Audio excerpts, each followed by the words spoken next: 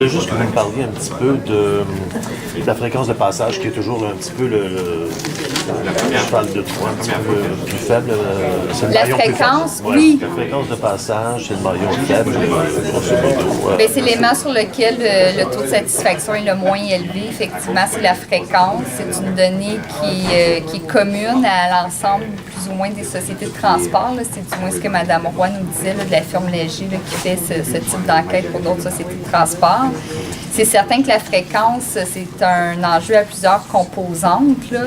C'est une question de capacité, d'abord, d'être capable d'offrir plus de fréquences. Il faut avoir plus d'autobus, il faut avoir la capacité de l'offrir. Et c'est une question aussi de chiffres, d'avoir les gens qui vont être au rendez-vous pour rentrer dans ces autobus-là, pour les justifier sur des lignes, des passages plus fréquents à certains endroits sont moins facilement justifiables en fonction de la densité, entre autres, de la population qui s'y trouve.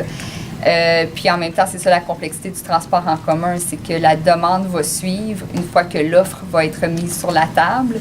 Et puis l'offre, pour offrir cette fréquence-là, bien, ça demande des investissements qui sont quand même considérables, mais sur lesquels la STO travaille. On fait des acquisitions d'autobus à chaque année, quand même assez importants. Puis là, on est dans une conjoncture aussi au niveau fédéral et provincial où on a des investissements, des opportunités pour miser là-dessus, puis c'est ce qu'on fait. Et vous pensez que ça va être réglé, entre guillemets, ça vous prend un laps de temps de combien de temps pour que vous croyez que ça puisse atteindre des niveaux de satisfaction supérieurs?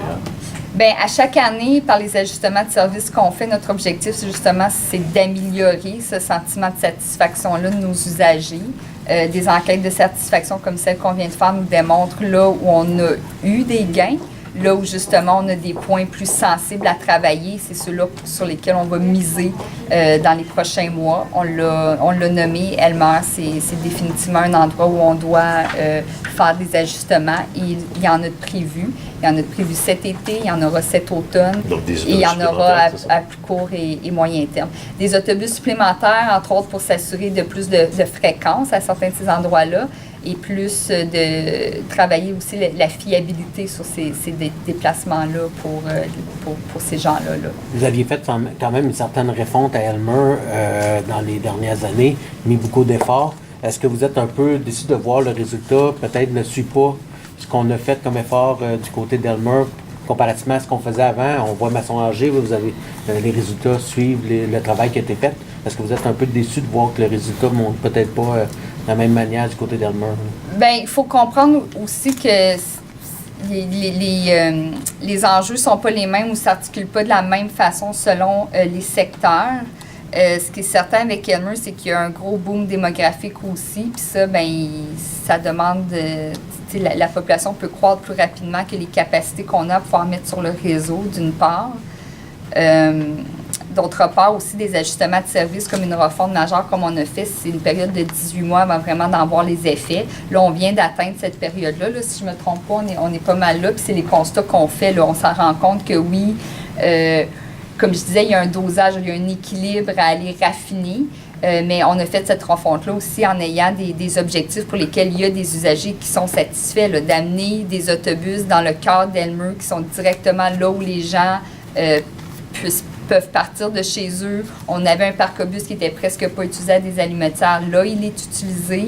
On a Rivermead qui, oui, pas toutes les lignes arrêtent, mais en même temps, on offre plus de fréquences pour plus de gens. Oui, il y a des gens qui sont insatisfaits parce qu'avant, tous les autobus arrêtaient, ils pouvaient embarquer dans n'importe lequel aux 2 minutes sans regarder les horaires.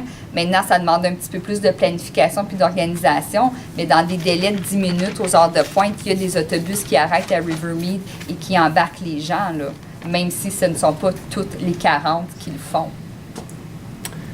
C'est bon?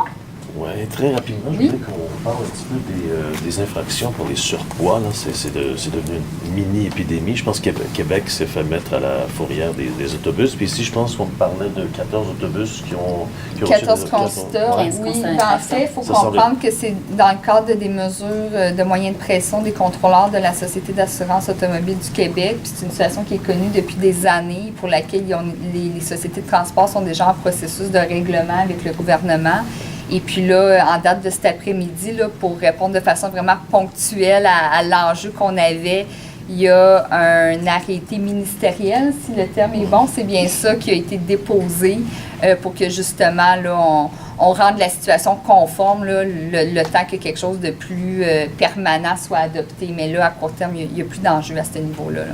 Mais maintenant, vous devez payer quand même les 14 infractions, même si ça sera contesté. Ça sera Oui, contesté. ces infractions-là seront contestées. OK, c'est ça. C'est bon? Merci. Hein. Merci. Autre chose?